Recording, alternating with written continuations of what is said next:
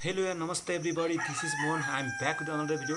र आजको भिडियोमा चाहिँ म तपाईँलाई अलिकता यो मकैको बारेमा चाहिँ देखाउन गइरहेको छु। होइन, तपाईँलाई थाहै छ अहिले कोरोना भाइरसले गर्दा चाहिँ विश्वभरि यस्तो असर परेको, धार्मिक, सांस्कृतिक, आर्थिक हरेक पक्षमा चाहिँ एकदम असर गरिरहेको छ। र दिनानुदिन 200-300 मान्छेहरू थपिरहेको छ, जुन चाहिँ एकदमै ब्याड छ हाम्रो लागि।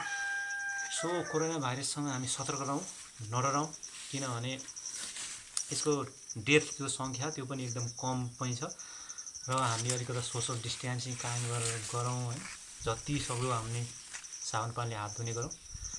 र अहिले कोरोना भाइरसले चाहिँ हाम्रो जनजीवन एकदमै प्रभावित गरिरहेको छ। त्यस्तै गरी फेरि अर्को चाहिँ हाम्रो जुन खेतीबारीमा अहिले मकैमा फौजी किरा भनेर चिनिन्छ, अमेरिका हुँदै हुँदै अन्य देश हुँदै हाम्रो नेपालमा पनि आइसक्यो, हाम्रो गाउँ घरमा पनि आइसकेको छ।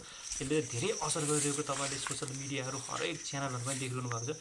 त्यस्तै गरी हाम्रो यो केही ठाउँहरूमा पनि यसले एकदम असर गरिरहेको छ। होइन, यसले कसरी असर गर्छ र असर गरेपछि मकैमा के कस्तो हुँदो रहेछ, कस्तो असर पर्छ भन्ने कुरा आज लाइभ हाम्रो आफ्नै खेतमा पनि तपाईँहरूलाई देखाउन गइरहेको छु। आफू तपाईँलाई मनपर्छ लाइक कमेन्ट सेयर गर्नुहोला। र यस्तो लकडाउनको बेलामा केही न केही सिक्नु होला, अझै आफूलाई एक्टिभ राख्नु, एटलिस्ट 30 मिनट एक्सर्साइज गर्नुहोस्, जसले गर्दा तपाईँको इम्युन सिस्टम बुस्ट हुन्छ। खानेकुराहरू त्यस्तै खानुहोस्, सो तपाईँलाई कोरोना भाइरस मात्रै होइन अनेक रोगहरूबाट पनि तपाईँ लड्न सक्ने क्षमता वृद्धि हुन्छ। सो ढिला नगरिकन हाम्रो किसान दाजुभाइहरू चाहिँ एकदमै चिन्तित हुनुहुन्छ।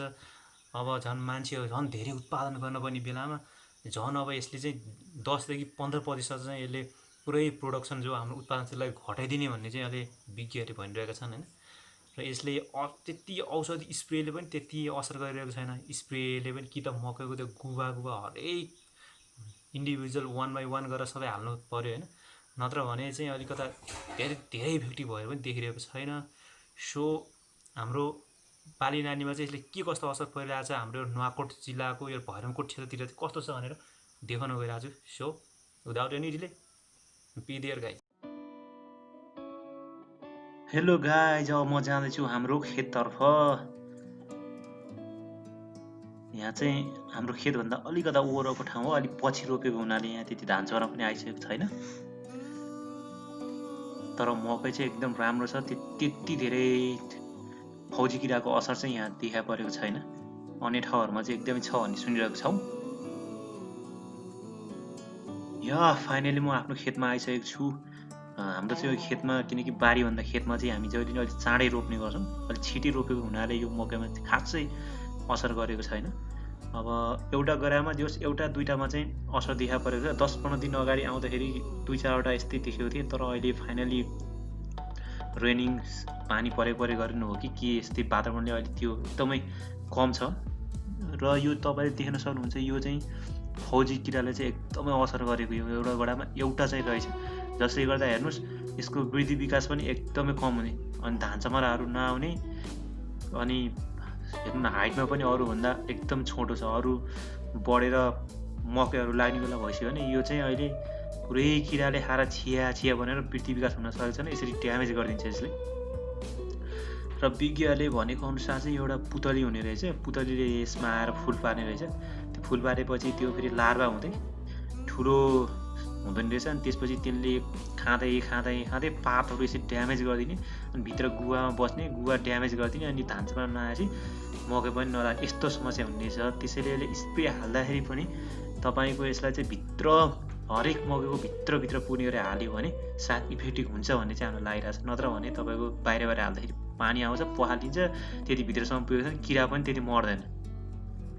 यसरी चाहिँ तपाईँको धेरै ठाउँमा चाहिँ एकदमै ड्यामेज भयो। तर स्पेसली हामी चाहिँ लक्की ठान्नुपर्छ, किनभने त्यति धेरै असर गरेको छैन।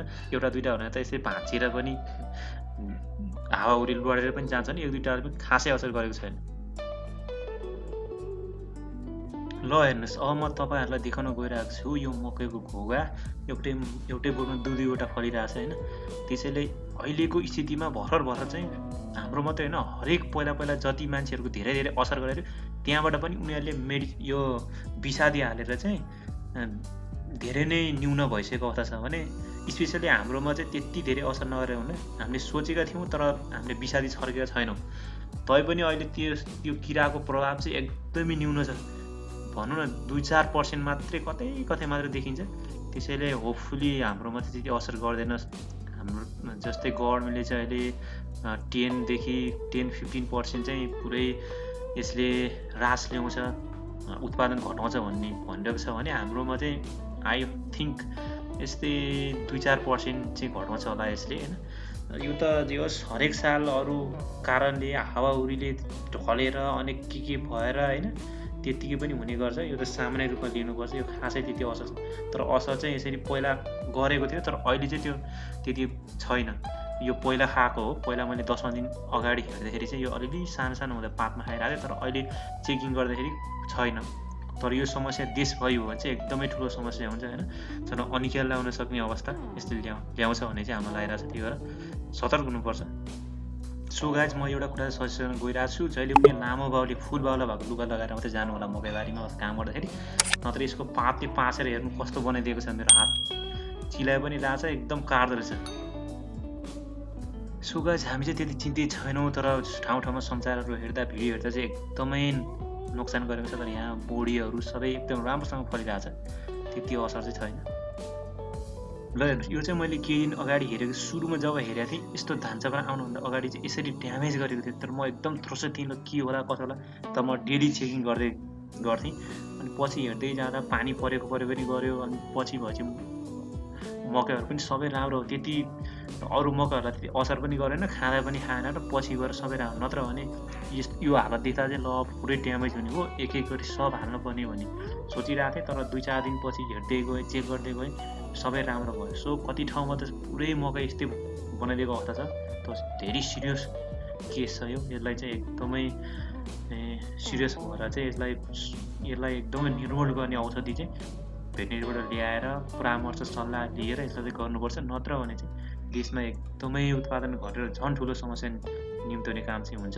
त्यही भएर यसलाई चाहिँ एकदम सिरियसली गभर्मेन्टले लिनुपर्छ भन्ने मलाई लाग्दछ।